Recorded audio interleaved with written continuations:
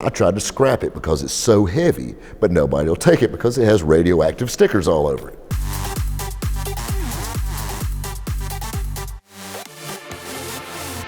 Selling cars online and selling things online, I got a bit of a reputation around town and in the upstate, actually, of South Carolina as being able to sell anything, and was the go-to guy. If you had something you couldn't sell, Rob could.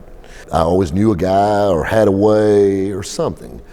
And through the years, I made a lot of connections. And something I learned really early in the game, it's not what you know, it's who you know. And I may not know everything, but I know enough people that I know a damn lot because of them. I was selling trucks online, big trucks, and medium-duty trucks, moving trucks, semi-trucks, flatbed trailers, landau trailers, lowboy trailers, everything online, reefer trailers, everything online. Skid steers for this one guy. He sold a lot of heavy equipment, big trucks. And his name was Rusty, and he had his lot, and I'd be over there once a week. Hey Rob, I need you to sell this for me. And he always called me Hot Rod. Everybody had a nickname for me, which was always funny, and whether it be called Ace at the motorcycle shop, or Rabbit at the dealership, or Hot Rod at the truck masters, but it was always something you got called a different name. And anyway, so long story short, he said, Hot Rod, I got one for you. So we walk back, and he has a metal pole building out behind his dealership. And I walk in. I've never been in there before. I always figured storage, didn't think much about it. And there's two big crates in there, and they're white. And one's about, I guess the best way to describe it's about twice the size of a refrigerator box, but it's a wooden crate, same height, about double the width. And then there's a box about the size of a Lincoln Town Car, but double the height, crate. I'm like, what's that? He goes, it's a GE X-ray machine. Well, Rusty has a hobby. Rusty loves to buy damaged freight cars, containers, things of that nature, insurance payoffs. And he finally bought something he couldn't sell. So he called Rob, and he's had this thing for about 2 years and couldn't even get a nibble on it. The small box was actually a chiller unit for the X-ray machine. And basically it cooled this thing down, because keep in mind, you basically have a nuclear reaction going on in here.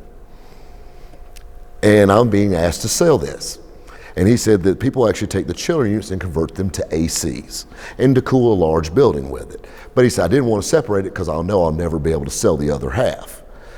And he said, I'll be honest with you, I tried to scrap it because it's so heavy, but nobody will take it because it has radioactive stickers all over it. And he said, now it's your turn, Hot Rod. If you can sell it, I'm going to split it in half, whatever it brings. I've been in an X-ray machine 3 times in my life at this point. That's all I knew about them. And I dated a radiologist, but that's beside the point. I mean, it's the complete radiation room, basically, in the big box, and then the chiller unit to go outside to calm this nuclear bad boy down. I said, do you have any information on it? And he hands me virtually a textbook. I mean, 1 inch thick, with all the info on this thing and how to set it up and all the different stuff and whatnot about it. So I go through this book and I study it, about like Doyle Bronson's super system. And I become a GE X-ray kind of know-it-all on this particular model anyway. So I started asking around, and everywhere I went, I mean, I called vet's office. I called everywhere, man, I got a deal for you. And I'll be honest with you, the number that he would be happy getting for this X-ray machine was nothing. It was virtually scrap price. And I'm like, somebody would, for an oddity, just say they own one. I mean, hell, I bought a phone booth because it was cool. Somebody's got to want an X-ray machine. Well, I exported a lot of cars to the Middle East, and I have a really good friend / connection in this exporting deal, and his name is Chin. We call him Chin because there's no way humanly possible that my 12th grade education would allow me to pronounce his name. He, very interesting guy, very suave, very smooth, very friendly, a little scary, and pretty sure he was on some terrorist hotline list at one time. Just saying. You get that shady vibe, but he paid well, he did okay, and he bought lunch a lot, so we liked him. They were always looking for V8 rear-wheel drive 4-door cars, or Cadillacs, Lincolns. I sold so many pink Mary Kay Lincolns that went through Peach Auto painting and got painted bright white. I was talking to Chin. I said, Chin, you ever deal with any medical equipment? And he just looks at me.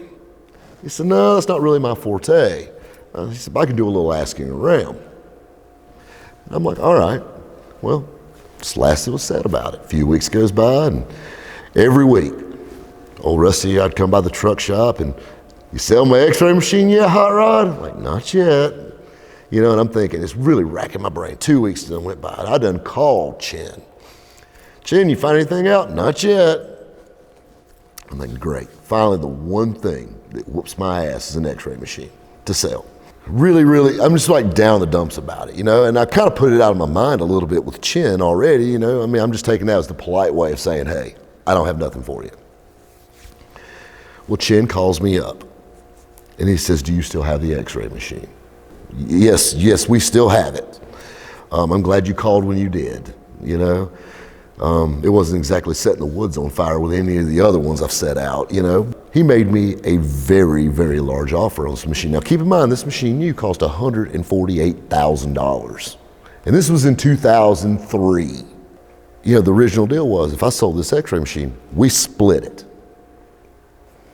And we didn't get $148,000 for it, but we did really good on this machine. Chin offers me $35,000 just straight right there.